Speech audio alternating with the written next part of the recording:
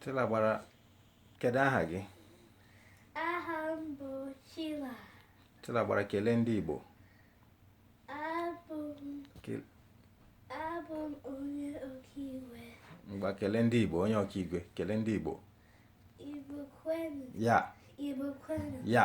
Kwenu. Yo. Chilagbara, gịnị wụ ritual? Jump off. Okay. Chilagbara, gịnị wụ yiri efe gị? Yiri efe gị. Chilagbara, gosi anyị Igbo body parts. Gosi anyị isi gị. Head.